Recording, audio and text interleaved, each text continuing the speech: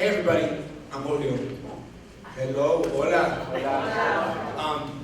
Can I tell you a funny story before we start? I have never taken a pass train. First time ever. I was born in Puerto Rico. I grew up in the Bronx. I know every subway line in New York City. And today, as a 40-something, I took a PATH train from 33rd Street into Jersey City for my bucket list. So, there you go. Yeah, it's a sad bucket list, as someone says. So before I introduce our incredible panelists, I just want to say that I am with our people Latino USA fans at PR, Medina also, raise a hand. Very good. I'm already being directed. Thank you for your support. I am her digital media director. I'm also her political director. And so I am a political junkie, but I founded Latino Rebels on May 5th, 2011, and we're going to be in our we're going to celebrate our 5th year anniversary next Friday. And funny story before, again, people are like, oh, you founded it on Cinco de Mayo. We didn't even know that we founded it on Cinco de Mayo. Like, we just kind of like on May 7th, we're like, oh, we launched the site on May 5th. So, but anyway, I want to thank, again, everyone that's here. And before we start, I do want to thank the Statewide Hispanic Chamber of Commerce of New Jersey for organizing this. This is fantastic. We're trying to go out to the community. The next phase of Latino Rebels 2.0 is to actually engage our community and start having these town halls. We can do it with 2 people, we can do it with 20, we can do it with 1,000. It really doesn't matter. Because for us, we feel it's really important that we get people in the community talking, engaging, connecting, and asking uncomfortable questions and questions that aren't as comfortable, and knowing that we, when everyone talks about us as a sleeping giant, which I'm kind of sick of hearing, like, we don't do enough of this. We don't have events like this all the time. Everyone does it in the mainstream. We don't take the opportunity as a community to kind of sit back and celebrate what we have and also ask ourselves as a community where we go next. So we're very committed to being a leader in this type of conversation and to take time. I mean, I have 2 kids, teenagers. I'm working with Medina Hosa. Like, we all have, time is precious. So the goal of today is to really have a very honest conversation that's not prepared. I've tasted all the free drinks, so I can't promise you anything right now. But just a couple of logistics. We're very social media savvy. This is live streaming right now on Periscope, and my director has to, I'm good, it's okay. It's all good. This is a live event, it doesn't have to be perfect. But if you want to tag the situation, anything you hear that you think is really funny or smart or makes you mad and you want to share it with the world, take out your smartphone. We really don't care, right? It doesn't matter to me. Hashtag is NJ Rebels Town Hall. And with that said, I want to introduce our esteemed guests. I don't call them panelists because I feel like I'm in my living room right now and I just had a couple of drinks, so. So the first person I would like to welcome is the Honorable Wilda Díaz, who's the mayor of Perth, Amboy. Like, we have an elected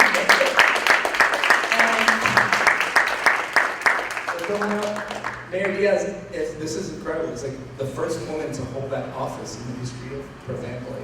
And you're the only elected Latina in the state of New Jersey. Come on. Wow. All right, so we got some very, very special. So you can pick a chair because I interviewed you for right? Yeah, that's great. You can stay away from me. It's all good. There you go. The next person I'm going to introduce is actually when did we meet? 2009, 10. Like, we were in. We did a panel in New York, the first Latinos in social media panel. God bless him, Luis Pagan, rest in peace. He founded this amazing organization. Yeah, and we did this panel, like, he brought he brought me down, and then that's when I met Lili, and like I actually drove from Boston, and it was the first like discussion about Latinos on social media. Like it was like when the internet was cool and Twitter was cool. So Lili Hill was, I mean, what are you? You're like a superwoman. Like a superwoman, you see her all on Fox, you see her on TV talking about the Latino market. Lili Hill, please. And then finally, Medina. Someone who I have not met, like another person. So Carlos, you're with the chamber, right? And a business owner, and looks really cool. I like the way you dress. So come on, come on, Carlos. I could have done formal bio, but there's it's all good. And here's the thing. This is not like television where people can edit you or radio. Don't edit us. I know, but like here I am, I don't have anything. But before we start, like what I want to do is I want to quiz the audience. So and I've actually, I'm a journalist in my spare time, so I want to focus on this one card. I have to find it because I didn't number it. That's not fun. You don't have any. Okay, all right, ready? No, it's all right. All right, so I actually did a little homework about Latinos in the economy to kind of get the conversation going, and I want to know, like, before we get into the conversation, like, our audience, right? So, and you guys, what we're going to do is, I'm going to ask some questions, and then I'm going to turn it over to you guys. We're going to do some more, and, like, this is a conversation. This is not a talking head panel. Once we get this going, it's going to be like, if we had, just think of this as a dinner table. It's just that we don't have it. All right, so these are a couple of statistics about Latinos in the economy that I want to start, sort of put context in the conversation. And I'm going to ask you guys first because it's almost like Jeopardy. So, because I have all the answers. All right, can anyone guess the percentage of Latinos in the U.S. labor force right now? And no one can Google on your phone. Anyone guess? Give me a percentage. 18%. 18%. Anyone feel good? It is around. That was pretty good. Ah! But do you know how many? Okay, how many Latinos are in the labor force, the U.S. labor force right now? Estimated in terms of raw numbers. 18. About 20. Who said? What did you say? 21. It's about 27. So very good. Can anyone guess what that 18% that we said will be in 2050? 26. 15. I got it right. 30% of the U.S. labor force in this country will be Latino. Okay? Here's another thing. And this is not a question, but this is a really interesting fact to it. Do you know that Latinos have the greatest workforce participation in the United States of America? Have you ever heard that on nightly news? Has anyone asked you that question, Lili? Like, ever? Right? So, that's a fact to it, right? So, let me just do a couple more. And, okay. Hispanic-owned businesses, right? Latino-owned businesses in the United States have grown nearly 40% since 2007, right? Does anyone know, in terms of sales receipts, revenue, like what you sell, how much money Latino-owned businesses generate every year? Let's take a guess. Luis has a cheat sheet there. I know, no Googling, no Googling. No. I bring my own. Okay. Can anyone guess? There's no wrong answer. What is it? 54% of the all USA. No, I'm talking about actual money. Dinero, plata, lana, chavos. 61 million. Billion. Trillion. No. That's the spending. This is about, like, I'm a Latino business and I'm selling things. So how much did I sell? 661 million. No, not million. Not million. Billion. So, all right. So so Julio's like, shut up. All right. Julio, what's the answer? It's estimated about $600 billion. Billion. Mil millones. And now the purchasing power of Latinos by the year 2019. In the United States. The purchasing power in 2019 of Latinos. 1.5 billion. Wow, Louis, that was close. It's $1.7 trillion. Okay? I'll do a couple more. I have all these cards. Here's the thing when you're a host, always remember to number your cards. Because now I'm totally like messed up. All right, hold on a second. Bourbon card. I just saw it too. Yeah, hold the bourbon card. No, it's not the bourbon card. Okay, how much money have Latinos paid in taxes? Like Latinos? In a year. In 1 year. How much money do Latinos contribute to government, state, paying your excise tax, anything, paying taxes? It's in the building. 80 pesos. It's not 80 pesos. $200 billion. Okay? Can anyone guess? And there was a report, because this is one of the things that we deal with a lot. When you talk about the undocumented population in the United States, and they say that undocumented individuals do not pay taxes, which because all you have to say is this. According to the Institute of Taxation and Economic Policy, which just released a report about a month ago, undocumented individuals in this country pay how much in taxes in the United States? New Jersey, 600 million. New Jersey, 600 million, that's good. So imagine, take that 600 million and you have another 50 states. But anyone, it's $11.64 billion. Right? So I wanted to share these to kind of give us a ground of the conversation, right? Because I want to ask the audience, and I want to kind of put this in what you guys are saying. Has anyone ever heard this or seen this on television? Yeah. Do you see this on MSNBC? Do you see this on CNN? Do you see this on Fox? Do you see it on the front page of the New York Times? I know you mentioned it, but are they leading this? Yeah, No, right. I squeeze it in. You squeeze it in, right? Do you see it on the front page of the New York Times? Front page of the Daily News?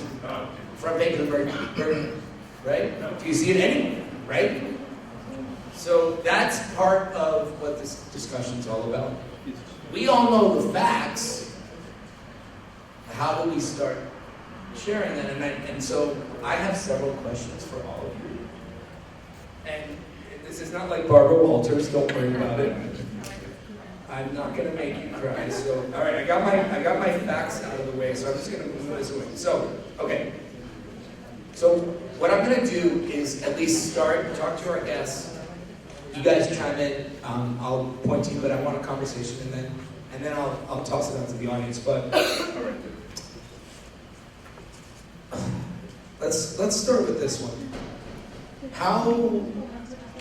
Okay, we said this thing. We all say that, we're involved in the economy. Like, we don't have to talk about that. Like, I feel like that's sort of a given, right? So, like, where are the success stories that you're hearing? Like, in terms of, when you talk about Latino businesses that generate $500 billion in the United States, you as a mayor, where are you seeing the success stories in your city? Well, I'm seeing it in the Amboy.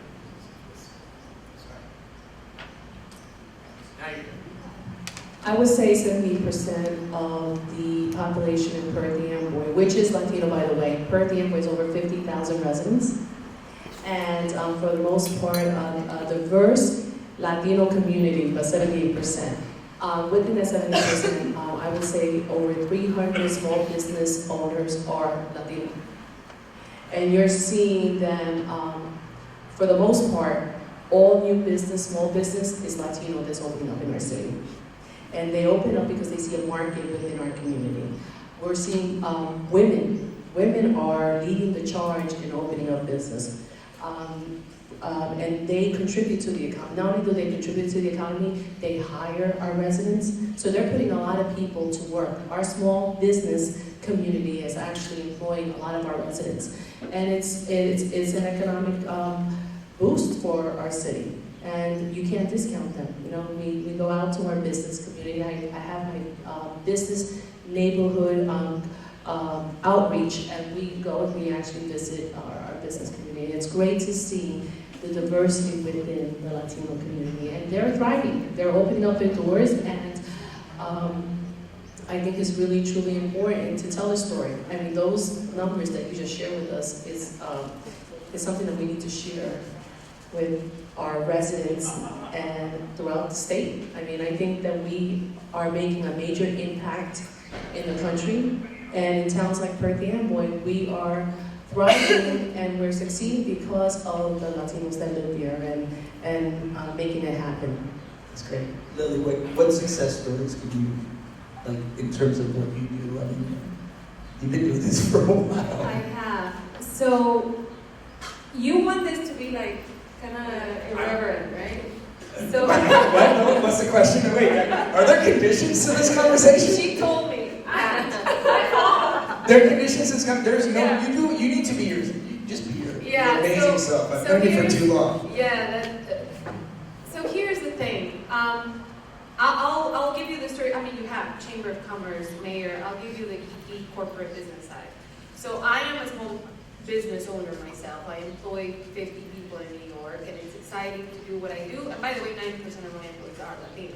So that in itself is very rewarding. But what frustrates me is that, yes, while we are the fastest growing group of small businesses, and when you go look at what is the average revenue of these Hispanic businesses, I bet you, and I'll look at the experts here, that it's a lot less than what it is for all other small business owners. So I want to make sure that we temper the excitement of $1.3 trillion in buying power and the $600 billion in revenues, because how representative is that of the size of population and the rate of growth that we really represent in the country? And there's probably a huge disparity. Please help me with the numbers, so he'll have the numbers. This is why he's That's like the cleanup hitter. There you go. Carlos is like, But I guess that's why he's in the force. what I'm saying is, yes, we need to continue to support businesses, but I think we are thinking too small. And maybe that small is because we continue to, and please don't kill me, Periscope people and everyone, we continue to kind of maybe talk to ourselves. To your point, it's not covered by the Wall Street Journal. So the hedge fund guys, the private equity people, the people that are really investing big are completely missing the opportunity to invest in us. Therefore, we continue to think small, act small, and do a lot of quick little things here and there, but we're stuck in the like under $1 or under $10 million radar of small business owners. So, I don't know, I have a lot of hope. It's exciting, we're growing, but I think there needs to be more work that proportionally puts us in the mainstream to get capital and representation of the size with the representation of their revenues. So I don't think we're there. So that's like question 7. Sorry. So no, it's good because it's a big. You don't have to. What are you talking about? So there are success Like stories. that's I want to highlight them, but I think there is room for us to also tell the big disparity that there is, and how we are just not really partaking in the size of the economy and the economic revenues that we could be garnishing and grabbing because of our size. So our cleanup hitter shows up now. Numbers. I'll give you some numbers. I'll give you New Jersey numbers. There you go. That's perfect. So there's 80,000 Hispanic-owned companies in the state of New Jersey. They contribute $12 billion annually to the state's economy. Our biggest, talking about cleanup hitters, somebody like Goya. But I'll tell Goya, they have a responsibility to hold out their hand and pull up these small businesses, and sometimes they got to do more. They got to do more.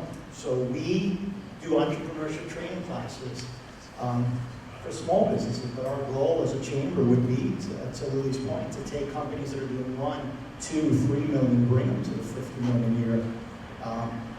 That is an issue.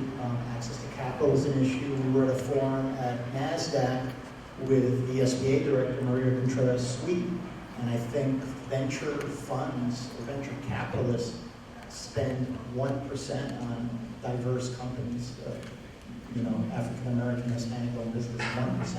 And we're 40% of the population. It's an insane number. And 16% of the labor force, which will be 30% of the labor. Like that, there's a lot of. Exactly. So, and Stanford did put out a recent report, and correct, we are not hitting those numbers. We're maybe half. The average Hispanic company is doing half of what a mainstream US company is doing. So we need to bring those revenue dollars up, and it's the responsibility of chambers of commerce, of big Hispanic companies that have succeeded to bring up their little brothers and spread the wealth a little. This is all good, because this is actually part, did you want to say something? And Or? it doesn't, we can't discount also what's happening in the financial world, the fact that receiving capital, getting funding to do even expansion is so difficult for minority-owned businesses. That's another area that I believe that we are struggling with, the Latino communities. Especially getting that working capital. Yeah, so I'm hearing a constant theme here, having felt that myself. I'm just going to go cut to the chase, because people have eaten, they've had a couple of drinks, or whatever. The obstacles that you want to talk about, maybe start with Carlos on this one.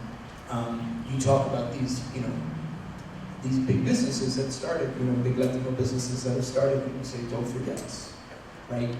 Talk a little bit more about that, because it feels like that's still one place where, and I was in the corporate world before I was a journalist, and I know all the problems about capital and, diversity, and, there's this misperception of you take someone like, she could run ads for anyone in this country, but you can't do that.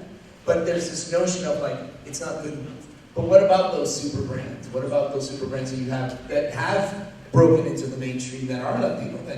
How are they getting, what's the obstacles? Like, why is that? Is there a disconnect? There is a disconnect, but some of the mainstream companies, Hispanic and non-Hispanic, and I'll shout out to somebody who's doing it right, like a Horizon, right? So they take philanthropy, but their business model is they're getting a lot of the Hispanic consumers. So it's philanthropy because it's the right thing to do, but because of it, they're earning the trust of the Hispanic community. So some of these companies, I won't say a name, but a Hispanic company say, we are the Hispanic community. I don't have to invest in the Hispanic community. I'm looking at advertising in English to capture that market, but don't forget your roots. Yeah, it's from a business standpoint. It's better. It's a growing market. Exactly. Right? Exactly. That's a story I tell all of my corporate clients every single week. Like, I feel like an evangelist telling them every single time. Do we need you to get up and play The math doesn't work for any company in this country to be able to forecast growth in the next 10 years and do it without tapping into us as the market for growth. 100% of the growth of the population under 18 is by minorities. And that is the future. Those are the future buyers, the future people making money, spending money, etc. It is mathematically impossible for anyone to grow without an attention into us as a market. Now that is like a Pepsi or a L'Oreal or whatever investing in us as a market. But the trickle-down effect of where it's breaking down is when minority-owned businesses or Hispanic-owned businesses are not counted on the procurement side of these companies to serve whatever business they're in, and therefore we keep getting the short end of the stick because there is no accountability or no connection of the fact that supporting small minority-owned businesses is not the altruistic, nice diversity agenda, but is actually a commercial agenda that is going to help you grow the fastest growing segment of the population in the country, period. So it's not about purpose and altruism, it's purposeful profits that are going to get you to where you need to get, unless you want to go on a declining strike. So that's kind of my message. I put the numbers in front of the clients, and then they're like, oh, okay, I guess we got to do it because it's impossible to grow without us in their plans. But something is breaking down along the way. There's a state of denial. There is. So, Mayor, like, do you feel that in what you do in public service, in terms of educating non-Latinos in your city, like, is that part of what you, like, trying to be like, hey, we're here, like, I'm a mayor, you know what I mean? It's like, is it still, like, do you find those challenges of trying to, I always say, like, part of what we do, we have to, like, push forward and then educate people as we push forward. So, I mean, I'd love to hear your take on that. Well, on the mayor's side, Yeah, that's right. I'm going to speak to you on the government side. I have really made it a priority to work with our business community. I came from the banking industry, by the way, so I over 20 years, that's all I did was work with our small business community, also large corporations in the city. So I've had an opportunity to actually get the small business, our merchants, to have an opportunity to have a dialogue even with the large corporations in our community. Has it been challenging? Yeah, it's always trying to get everyone sitting at the table, you know, getting everyone together to have that opportunity to network. And I have always said to the large corporations that are moving into the city of Perth Amboy that I would like them to have an opportunity to give the small business community the opportunity for them to purchase items from them. You know, that if they have an opportunity to be able to, if they're going to build, I would like you to visit our business community and buy from them as you're building these structures. I've done that for the last 8 years since I've been mayor, because I believe that there is a disconnect. But in government, that's where we have to use our positions to bring them to the table and address the concerns of the small business. You know, we're fortunate. You know, we heard about Wilda just a few minutes ago. We have a large Latino community in Perth Amboy that have been prosperous. We have a company called, many of you probably know them, Tropical Cheese. I don't know if you ever heard Tropical Cheese? They're located in our city. And I know personally the business owner. You know, I've known him for over 20 years. And I have seen how he has actually tried to lift up, you know, help especially the owners that are in the bodegas, and how he has managed to even extend credit to them. And that's a good example of partnering and not forgetting where you came from. You know, he started with nothing, absolutely nothing, and he built basically an empire in our city, and has managed to stay within our community. And as he's done expansions, he has hired the residents of our community that, for the most part, are Latinos that work in that company. And that, of course, it helps to put people to work.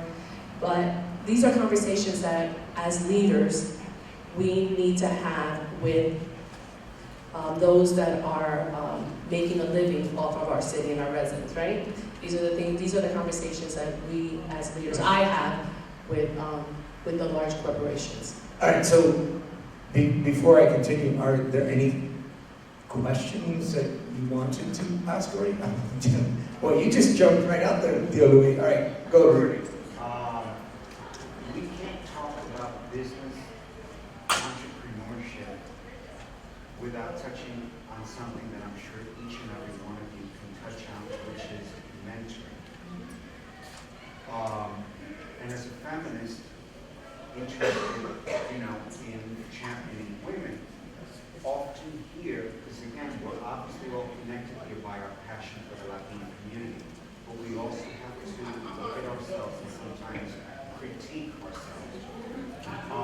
And when I've interviewed Latinas over the years, I've learned when you ask them who first mentored you, or who first mentored you that helped you get your break as they have grown up the ladder, it's usually not Latinos or Latinas. They will usually cite that it was a white man who did it. And I would just like to hear your thoughts on that. And also, I'm always proactive in regard to, rather than delving into the negativity, how can we move our community into the positive in regard to that? So it's a reality, but how can that be overcome? So who wants to start with that?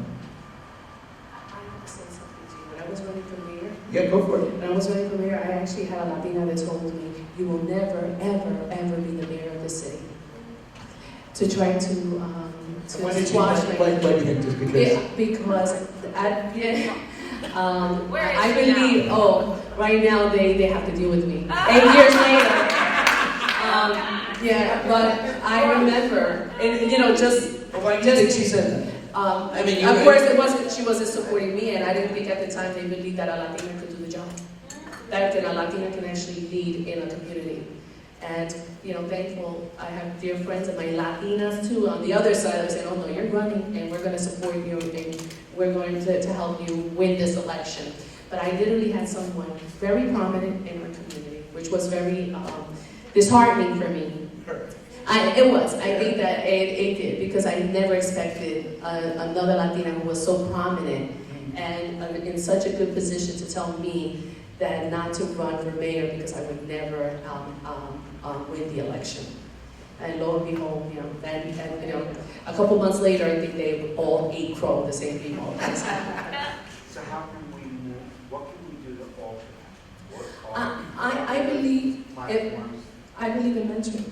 I believe in mentoring. I believe in going out as much as we can into our community and being that role model and speaking to, opening up doors for other women. I believe in supporting other women in office, because I truly believe in that. And I also, my experience in banking has also helped me help women when we're having a discussion on business.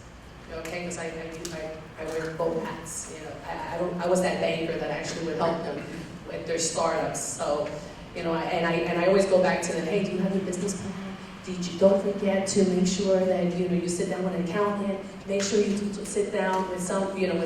Don't just go ahead and sign a document or any type of lease without making sure that it's verified by someone that can really guide you along. These are the things that I use. Life experience, I guess. Carlos. Yeah, I think that's one of the things that separates the chamber. When we did the entrepreneurship training, we did receive a grant from the state, and we really pushed. John Doe is doing it. He does a nice job. He has one instructor. I said we have 12 subject matter experts, English, Spanish, but then you're a member.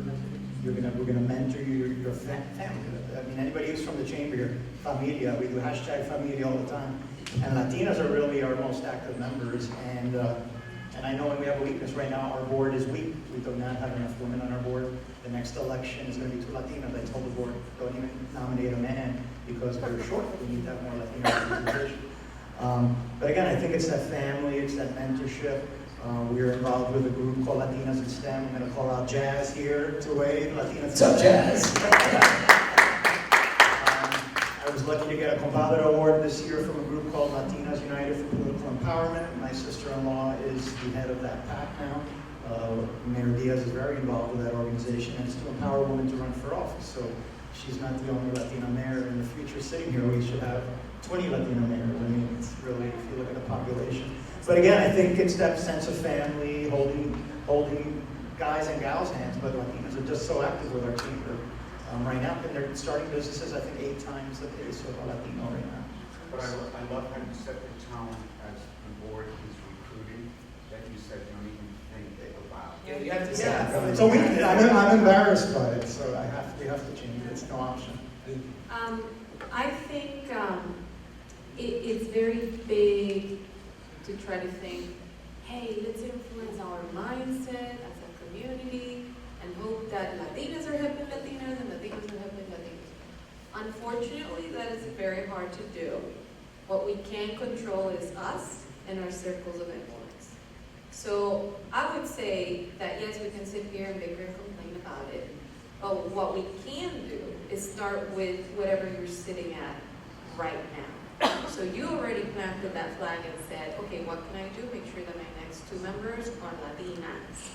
What can I do? I want to make sure that if they are qualified, fit the job and everything, I am hiring minorities. You are supporting women that are wanting to run for office.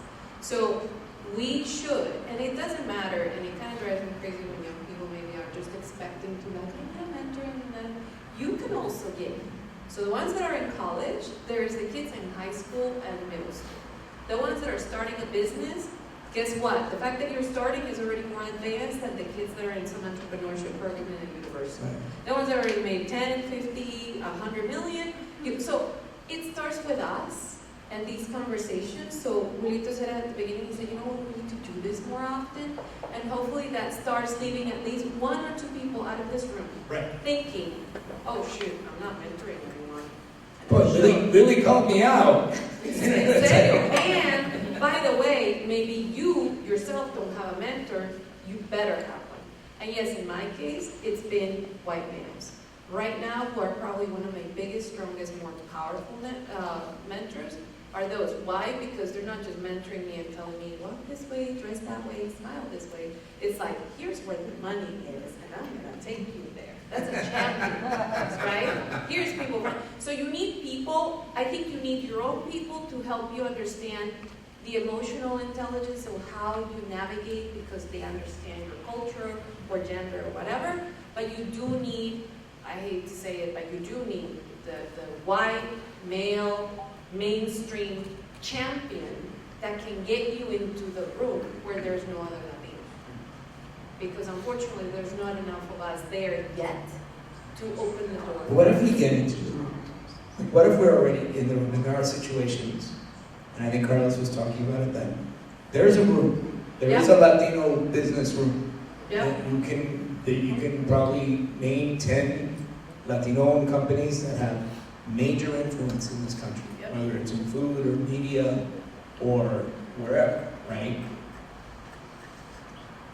So I guess my question is, there is a room already, right? Or my point is that there is a room already, and it seems like there's still this, the giving back or like not forgetting where you come from hasn't still been ingrained. Like, we talk about familia, we talk about, you can sit here like, somos todos iguales, tenemos mucho en común and everything.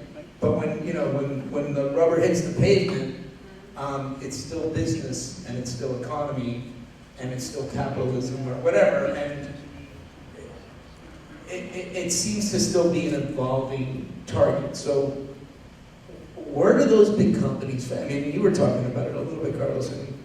Do you see it changing? I guess because I'm still skeptical. I'm skeptical. I'll give you one company that's an example. I don't know if you know Carlos Rodriguez. He's the CEO of AEP, came from Miami. Mm-hmm. Every time I talk to somebody there, it's Latino.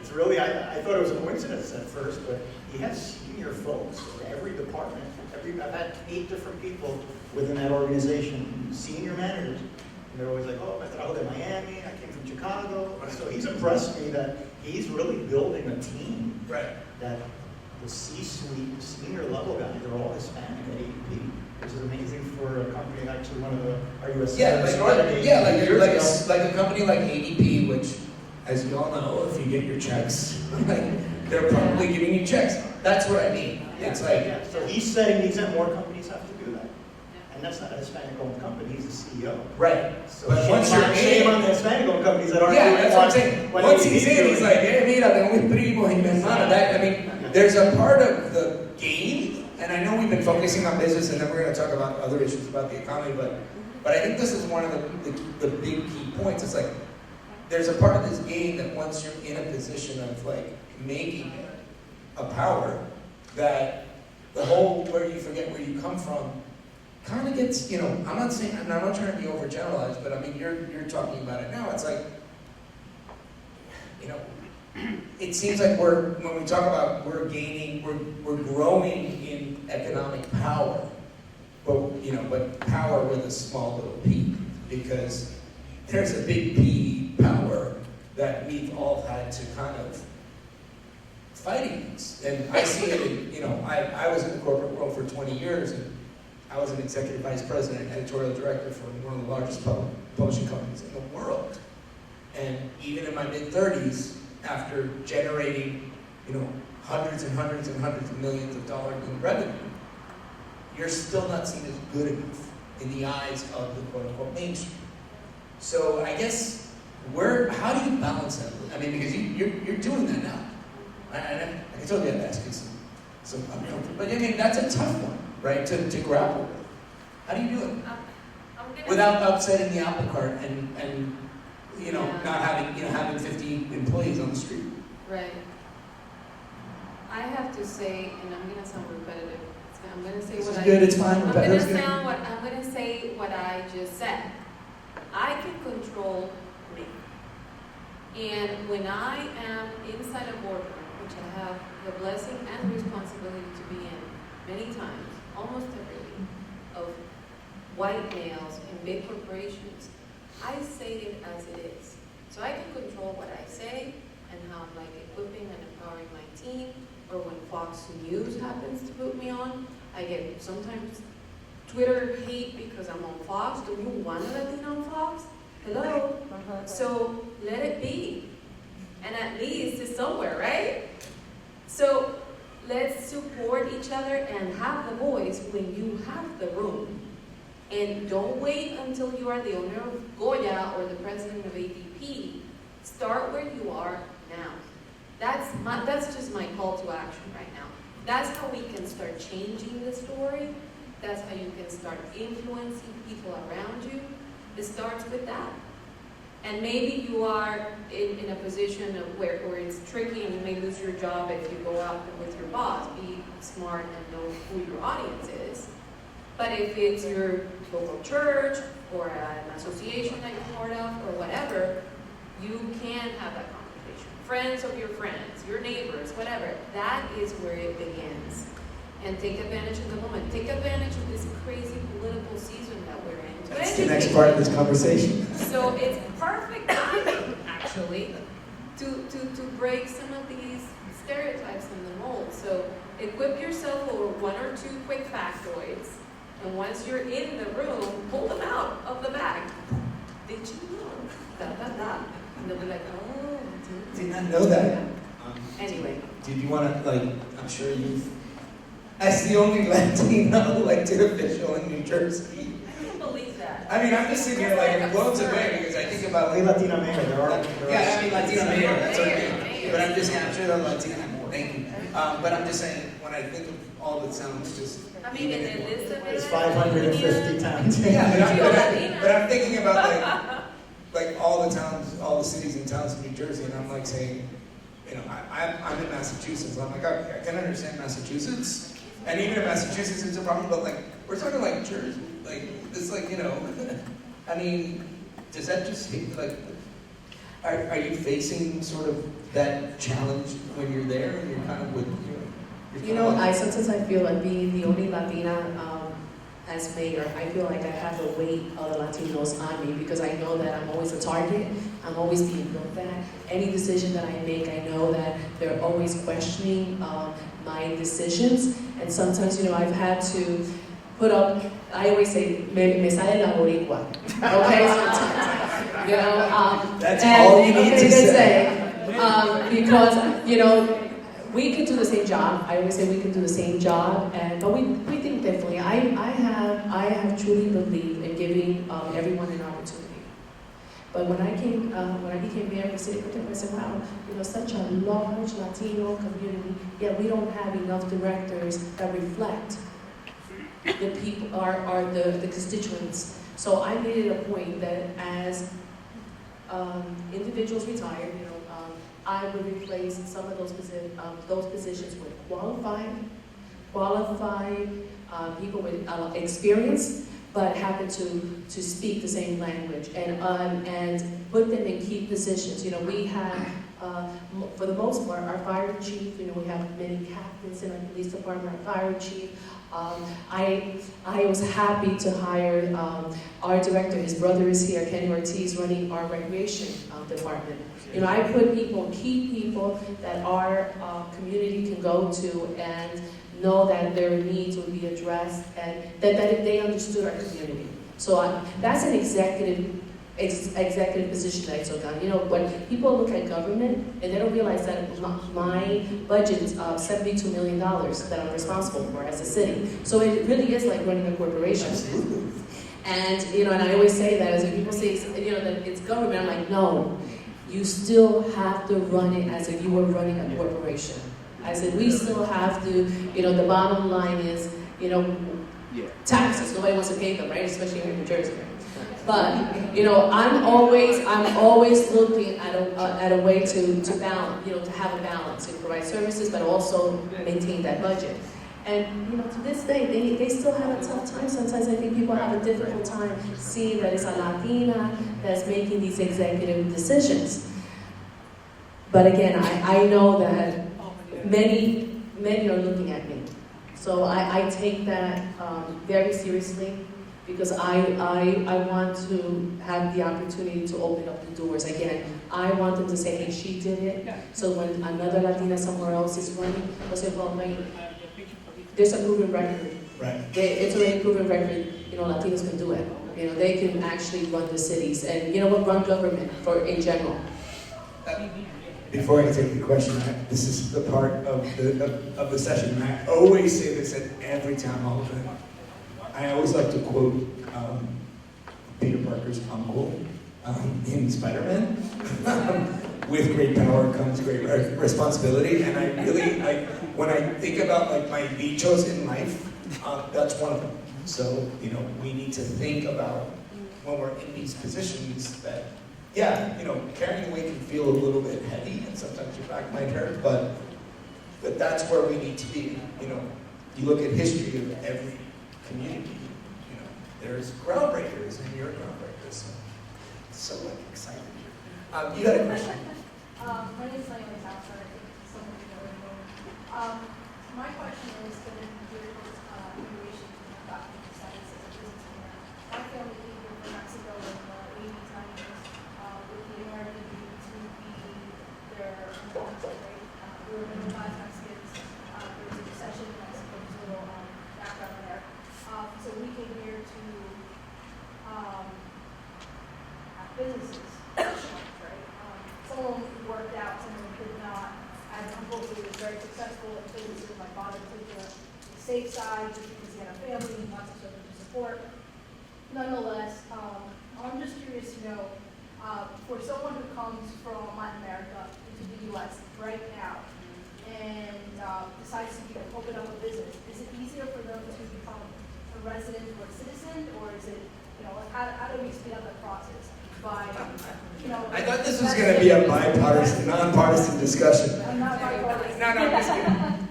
Are you asking like information for Yeah. for I'm people? asking if creating a business here, to come in and or having your own business as non-documented in New Jersey, will that speed up your process to become a citizen or a resident? I've heard of it, and I know Lily's mentioned certain dollar thresholds. If you have a certain investment, it does speed it up. And also there's something, I may use the wrong terminology, it's almost like something like celebrity or... Yeah. Because I do know somebody who was at our health fair, who's from Colombia, she's bringing in brownies, and she is fast tracking because she has a huge social media following, she's producing a product currently in Jersey, so she is fast tracking her paperwork, but I'm not sure the dollar threshold. Well, but I think, well, what are you going to say, Lily? Because I was going to try to put it in the context of it. But I think this is a really important point, and I wanted to kind of go to the conversation talking about the 2016 election, or just the issue of immigration, the economy. But to talk about your question, I think there's an issue here about the good immigrant versus bad immigrant problem that I think we as a community don't speak out a lot about. So, for example, you know, the person that wants to start a bodega, like in Perth, like just say, you know, and believes in, $10,000. yeah, and has $10,000 cash, whatever, and doesn't qualify. But what you said, Carlos, like the social media star that's selling brownies and has a following, we as a country are already classifying who's the better immigrant, right? Who's the better immigrant? So it's more of there has to be sort of a re-education process from the political and economic point of view, where when you look at the contributions of immigrants in this country, it doesn't even come close how much it helps this country become a better country. Economically, in the global economy, you know, in the global competition. So in the short term, it feels difficult because you have to reach certain thresholds before you get fast track. And then when you add an environment of, you know, American jobs are being taken away because immigrants try to look for the immigrant. So it adds, you know, we all know the facts, but that adds to the miseducation of America. I always tell people in the community that the only way you combat that is you start telling those stories, and you start saying, like I'm a journalist, right? If I knew the story of a business owner that got, you know, $25,000 to start a business and is doing everything you're supposed to do, right? And is still, you know, his or her status has been in flux and is trying to do everything you're supposed to do. I don't think Americans know those stories. I don't think Americans know those stories in this state, where I'm in Massachusetts or in Harlem or in New York. I don't think they realize that story. And I think that the image of, we have to get beyond the image of like, well, these workers pick our fruit if you want your produce. Like, that's like so not where we are as a community. And we need to take it upon ourselves to be like, I'm here, Wilda 77, Julio, Ricardo, Varela, I work with Medina. Like, if you know stories that need to be told on NPR that help change this narrative, I'm gonna go get some sangria after this, and you guys can just hit me up and pitch me. That's how it changes. Lily's absolutely right. It's like we have to take it upon ourselves to do whatever we can do. So I know you have, now you want to jump in, but I was gonna jump in. You gave me time to look. I know. I gave Lily Google time. It's always important. Cheating time. So there is such a thing as an investor visa.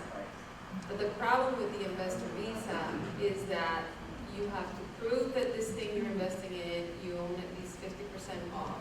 And what I was checking was the threshold of projects or revenues that you already have kind of like contracted in the bank for the first 3 years, which has to be at least, and that's the floor, to $100,000 in revenues. Or investment that you're showing that you're already kind of like bringing in. And that you're employing at least 3 to 4 people in the U.S. So there's so many restrictions around that. Yes, that does help a lot of wealthy people when our economies are going through whatever they're going through in Latin America. That's why you see a lot of that influx. It's what's happened many, many years ago, of course, in South Florida, what is happening in Texas. A lot of people are calling Dallas and Houston like the Mexican Miami these days because of that. So it's very easy for those folks that are very wealthy. Many of them are immigrating not through the border and eventually through the wall, but they're coming in their private jets. Yeah, they're just taking a plane to Dallas No, or wherever. Private jet. Private jets that Houston, and my brother lives in Houston, he tells me all the stories. But so it is there as a mechanism, but it's very, very restrictive. And I love that you put this on the table because yes, right now with politics, we're hearing the very messy, cloudy, generalistic description of immigration. When you have an issue with the H-1B visas, which is the highly skilled individuals, you have the dreamers kind of sitting in limbo because they are right now, and I feel horrible for them because they're like, oh my gosh, who's going to be president, who's going to be president, like there's no hope an executive order ends with the executive that put it in place. So it's like, what's going to happen? And then you have the business people. So when we are all, and here I'm not talking about candidates or agendas or whatever, but when we are really looking for who to vote for as a community, please, I beg you, do not listen to what we are saying even in the media, in CNN or Fox News or MSNBC. Everybody, all of those have an agenda, by the way. The agenda needs to be yours to really investigate what's important for me and my family and what are these people's real positions, not just what they're saying in a nice forum on a nice network. So we gotta do that homework because that immigration issue is much, much bigger and much more complex to resolve the issues of people like that. I'll say something here that one time I actually said it on TV and I came home, my husband goes, I can't believe you just said that on TV. I'm like, I was undocumented for about 6 months in this country. And everyone was like, what? US educated, MBA, job offer from Walt Disney. I didn't have a way to stay.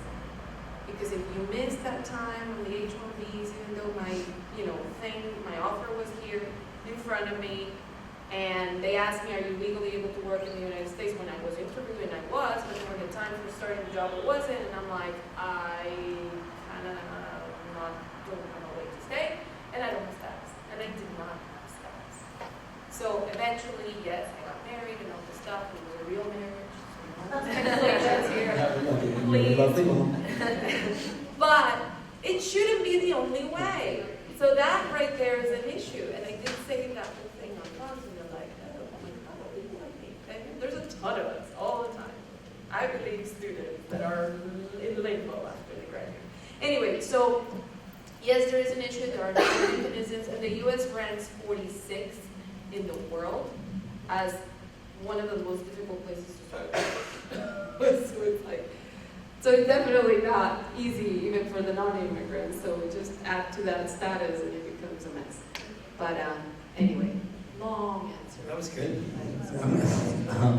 Any other questions? Confession and all. Is Yeah, that no, I was like, it's a confesiones de Confesiones de Julio. Yes. I'm a millennial and a woman-owned business, and I worked for corporate prior to launching my business. And it was very interesting because when I launched my business, my media communications firm, it never occurred to me that I had to self-identify as a Hispanic or Latina-owned business. And some people would say, "Are you Hispanic?" Yeah, like, okay, so you're a Latina-owned business, you know. And my question to all of you is there an advantage or disadvantage of thinking of yourself as a Latina-owned business?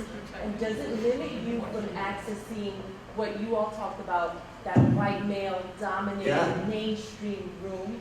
And does that racial identifier limit you as a small business owner? My mind is blown with that question. So let's start with that because It's a tough. let's go to the clean I'll do the pros and cons. I am a Hispanic-owned business. My company, I'm in the construction industry. I'm about 30-person firm. But I was a director with my brother's engineering firm, who at his peak was 150 employees. And I remember about 5 of us sitting in the room, and that was the conversation. He said, let's just blow through, because we were a small business. He goes, let's go for 20 million a year. I think the cap was 15.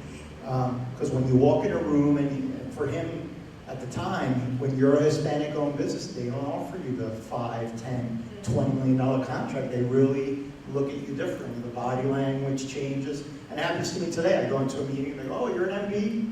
You know, they kind of sit over here. You just, Minority business. it's hard to explain. Yes, a minority business, right. So, but it does get you your foot in the door in some circumstances. New Jersey's race neutral. One of my competitors sued the state of New Jersey, a company called GAD Corporation, and the state had not done a diversity study, so we're just small business. There is no MB contracts for public contracting dollars in the state, which actually has helped because now it's a larger piece of the pie. Now 25% of all projects are small business. It used to be that 10 was minority business. But I haven't answered the question. Sometimes it gets my foot in the door to get on a project and I do a great job and then I continue to work for them and they forget. Often there's corporations that don't know we're Hispanic owned. They've never asked it. We do the work and I don't want to necessarily stir a pot that might cause This is a really perception issues. good question. It's tough. It's tough. So the answer is sometimes it helps, but sometimes, probably the larger contracts, you are perceived differently.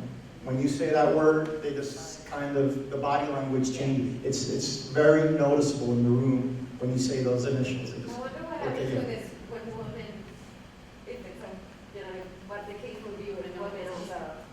Yes, turn it over to. Mine is a language change. So we're gonna go to each one. So we're gonna go because I have something to say, and I know you will have something. But go ahead.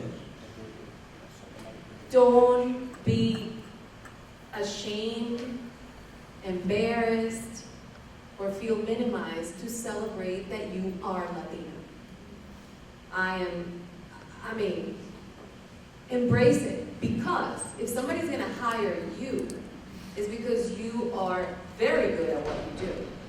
So there is the merit of earning the contract, earning the opportunity, earning the meeting, and just surprise them with the fact that you happen to be a Latina-owned business. But I think we're playing to this game, and yes, there's implicit bias, and yes, there's a lot of education and all of that. I'm sorry, but I play it to my benefit.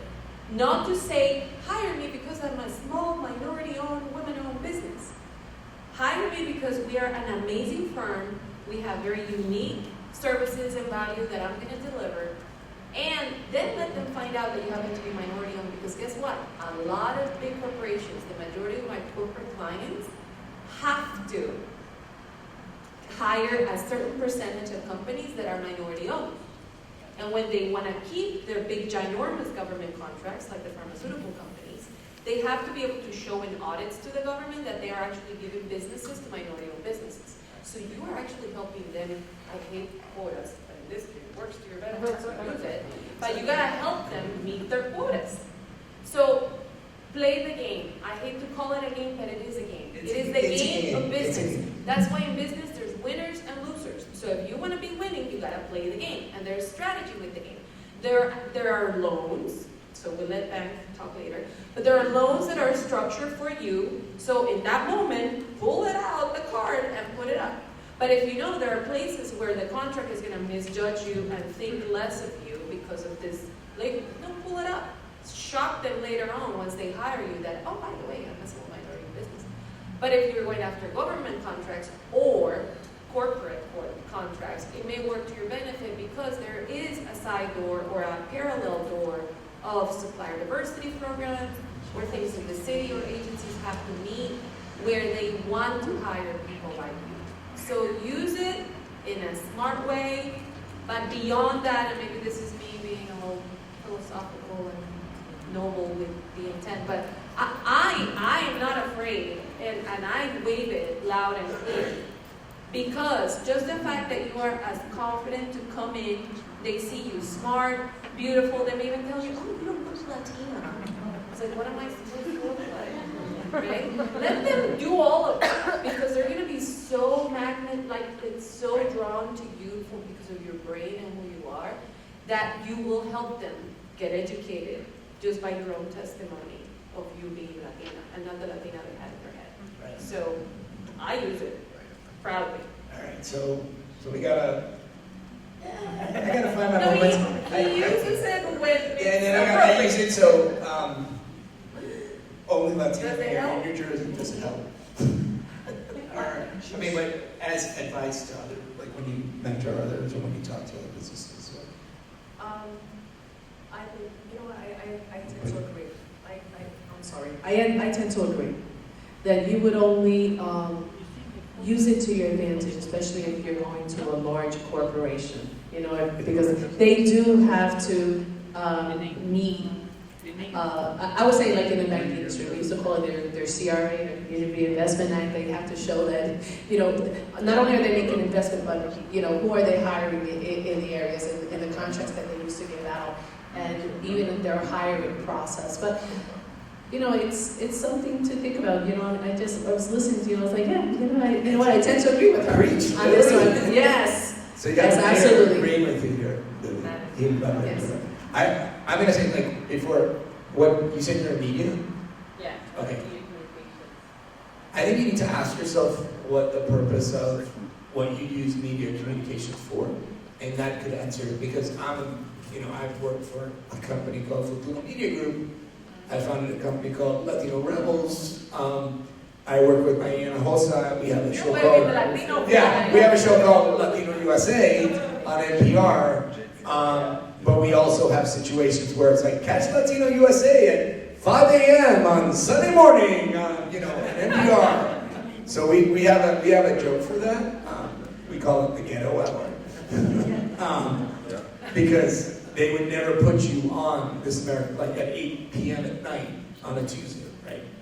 But I also think that it really depends on where you want to go. Like if you believe that media needs to be more diverse and it needs to bring new voices into all this, your context of your experience in a new American landscape that's constantly changing. It could, we could all, we talk about it, we say, the ambicultural, multicultural, bicultural, tricultural. Like, I would sit here and I'm like, my kids right now, I married a Boston Irish woman. My kids are like Puerto Rican, Italian, and Irish. I can't even begin to think, like, if they marry, like, then all these cultures start. So I think it's a question of where you feel you want to put your stake in the ground. And I tend to agree. It's like just stick with it, right? And if someone actually calls you out and be like, "Well, you guys are Latino in business. Like, how do I know you have quality?" Because I've had that question asked. Like, how do I know you're a good journalist? I'm like, did you read my piece in the Washington Post? Or? He kind of went to Harvard. Yeah, it's like you have to kind of have to fight for it and be true to yourself and believe it. And I think my experience in this is like, if you put your stake in the ground, like, you're gonna find the right solution for you. I found it for me, and I have the same question because I sit here and I'm like, you know, MSNBC only rolls me out when it's about Puerto Rico and the Latino vote. It's like they will never talk to me like, I want to talk about the NSA, or I want to talk about Edward Snowden, or I want to talk about Black Lives Matter, but they would never even think of Julio Ricardo Varela as like a voice. So what we try to do is like, you know what, we don't need MSNBC. We're just going to start talking ourselves.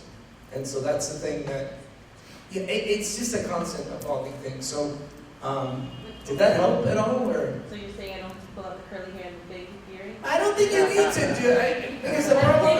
No, but here's the thing. I also think that you have to. It depends where you're going. No, but I also think we could have a side conversation about this. I don't want to. And also, you also have the power to say no. And that is very important. I'm sorry that I'm haggling here, but in media, how many times? Yeah, we say no all the time. We say no all the time, and I think there is also a responsibility of not permeating stereotypes. I mean, it doesn't matter how many things on the table, you have the power to say no. And we say no all the time. No, that's not us. I'm not going to do that to my people. Right. So. And there's a lot of ways. So we're just going to keep taking questions. What I think we should do is, I'm just going to take consensus here. First of all, have you guys been enjoying this conversation? Please, I hope you have. It's like I'm a performer. It's like, do you like us? So I thought we would do this. I thought we would take some more questions, have a conversation, keep it open. I still see that there's plenty of drinks out there. I'm ready. So what I really want to do, like maybe after a couple minutes, end it and have an opportunity for us to kind of talk to each other. Because I do believe one of the takeaways that Lili's saying is like you can do something tomorrow. And I know that sounds kind of like cheesy and like, hey, 5 things you can do, and so, but it doesn't. You don't have to change the world tomorrow. You just have to push yourself to make the world better. Like I think it's a little thing, and it's making a connection. It's saying, hey, what do you do? And so I just want to have us an opportunity to talk, like, you know, not be here so formal and have a better chance and take pictures and taste some of that amazing pisco sour. I'm so sorry. Let's just take a couple more questions. Lisa, go. No, I just want to ask Mayor Wilda because she's the only Latino mayor in the state of New Jersey, that she's the president of the Mayor's Association in the state of New Jersey. Being the only Latino woman and running the entire state association for mayors, that's a big achievement. Yay! I have to say it's a great honor that I am the president of the New Jersey Urban Mayors Association. They never had a Latino. They never had a woman. In over the 20 years of that organization, and you're talking about the large cities like, you know, Jersey City, New York, and Paris, and you have all those, you know, at least 30 urban communities. And they all got together along with the Thomas Edison now University, and they decided that based on my work performance in the last couple of years, that it merited me to be the next president. And here I am today also as the, you know, it's a great organization. But I do want to, you know, something I do want to say that social media is a big, it's so important for small business, our small business community. And you'd be surprised how many of them don't realize that, how important it is to have Instagram or Facebook, Twitter. And we actually, you know, I took a real approach with this, and Louis knows it. We actually now go to all the small business people, the mom and pops, because we understand that they can't leave their businesses. We actually go there and we set it up for them for free. And that's my business side. These are the things that I've done to try to help the small business community in our city. You know, these are the things that, you know, I take, again, that responsibility, and, you know, thinking about the small merchants of our city that I understand they can't do their businesses. So you got to think differently when you're in government also. What can you do to provide to help the small business? Why do I think you're gonna do other things besides mayor after? Anyway, that's another day. Because I'm like, okay, whatever. I used to be a former campaign manager, and now that I'm a a journalist. Okay. Anyway, any other questions? Yes. This isn't a question, it's just a thank you. I'm Mary Kate Natus from St. Peter's, and I really want to thank Luis de la Host for reaching out to me and asking me to host this event, and thank you, Carlos Medina. This is such an amazing panel. Thank you, Marcella. It's so wonderful to have you all here, so I really appreciate it. Thank you, St. Peter's. I am the Jesuit education in high school. I went to Fort Prep, so I always love going to #Jesuit. Yeah, Jesuit institutions. It's always special for me. So, Michael. Yeah, I was curious for the small business owners. You find yourself looking to ways to go the extra mile to support maybe a Latino vendor or a subcontractor. So let's say the work that any of you do, and say, hey man, I found someone that's good, but maybe if I can give them more time, or you have like best practice to try to maybe go the extra mile and find that person as a way to sort of help the business. I was curious myself when I'm trying to even very small things like business or something. Well, not for everybody that work. I'd rather do things that I personally, and through the chamber, tried to, but at minimum, they have to be somebody that has a belief in diversity and supporting Hispanic-owned businesses. So they're not always Hispanic-owned businesses, but there's somebody that I meet through the chamber, or I twist their arm and they suddenly start coming to the chamber events. I made my local bank do that. I have a pretty large line of credit, and I said, you guys got to come to the chamber, or I'll potentially, look at other banks. Exactly. So again, if it is first priority, that it be somebody that has the belief in supporting Hispanic business or a Hispanic business. Anyone else? No. It's all good. Right back there, the chef. More of your opinion. I'm a small business owner, I have a restaurant, such a big business, but I call it small.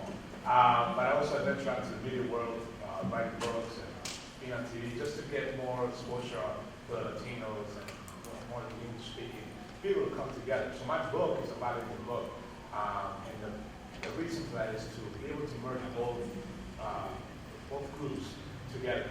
On my end, I do my hustle, my grind to get them all together. But in your opinion, what would be the best way to have the Latinos understand what the book is about? Reconnecting to their culture and cooking again, and then the English-speaking audience understanding our food, what it's about, the passion, the love, the history, so on and so forth. Just two different things, but understanding. If you understand what I mean. Oh, totally. So let me set the stage for you, and this is why I just talked to you and told you, grab your book, and I was like, you are sitting in something very, very, very special. I work with a ton of big pharma companies, and unfortunately, our communities are disproportionately affected by chronic disease, diabetes, cardiovascular disease, HIV/AIDS, obesity, it goes on and on and on. And the biggest issue that the big pharma world that has ginormous budgets, by the way, is that they don't have the cultural intelligence or the know-how of how to package patient solutions or lifestyle solutions for people that are not going to sacrifice who they are in their core, that they've grown up eating, because all of a sudden they were giving a diagnosis. And by the way, the doctor and the materials that are done for the mainstream are going to tell them to cook things that they don't even eat to begin with.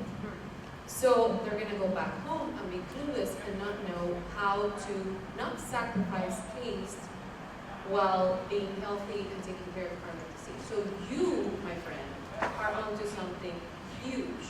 We're going to talk about it. It's like Shark Tank. But All of a sudden this turned into an episode of Shark we Tank. are going to get together because one of my clients is a pharmaceutical company that is going to die with That's what I'm talking about. But here's the thing for you to take away. And by the way, this is for a lot of people are in the food, and I have a lot of members that are in the food industry. And a fellow Colombiana that I talked about earlier in the brownie industry. She's the Healthy brownie girl. brownies with black beans. Yeah, we gotta talk to her. But anyway, so tortillas in this country outsell bread in supermarkets in America. Salsa outsells ketchup. That is not because every Mexican in America is buying tortillas. That's because every American in America is buying tortillas. So what am I trying to say? What's happening in this country is that ethnic confusion and Latino flavor is the new mainstream. It's the new cool. That's why Pitbull is a genius. Because he sprinkles on like dale here, and it's played in Z100, not just in La Mega, right? And the same thing is happening with food. So people, the safest way for like the most close-minded American in Louisville, Kentucky, to experience culture is through food. You are a safe option. So the fact that your book is bilingual is also another genius thing and goldmine that you're sitting on, because you are making it a gateway for people to experience culture. So your book, and don't let anyone ever tell you that, that's bad advice, is not meant for Latinos. Yes, it is, and it's going to fill a big need, but it's also for the everyday American suffering of diabetes that wants to experience culture through food, which, by the way, is already in, and why tortillas are a celebrate. So, this back to all of us, we are not small. We are not a niche market, because the trends, and you first see a wave of things happening in fashion, music, and pop culture, that's already happening. The Pitbull factor, Jay-Z and Beyonce are the most, wealthy couple in entertainment. That wasn't good English, but English is my second language. Anyway, it's not Angelina Jolie and Brad Pitt. There is a reason why. It's because there is this cultural sensibility. And the same thing with food. So there is something special with us. Those products that are sitting there need to think of them being of mass market appeal, inspired by ethnicity, inspired by like a sangria thing. So that's where I think we go broader. Sorry, so I'm pontificating. The big question is, are you investing in the Shark Tank? Yeah. Because I was going to talk to you. there we go. You might have it. All of a sudden we're talking Shark Tank. Amazing what you have. There you go. You see, this is what I mean. I'll take a couple more questions if they're around. If not, yeah. Are we good? I just want to say that Carlos also started a conversation with corporate America, asking them how many people are Latinos are in your board, and how many It's been a couple. I had breakfast with a bank, and I think the particular vice president choked when I asked that. Tell me the composition of your board. I knew it was eight white guys. So. I didn't get any money from them.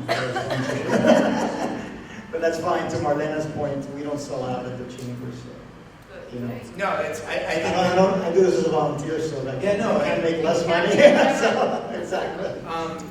I think what I'd like to do now is, first of all, if we could just give a round of applause for these.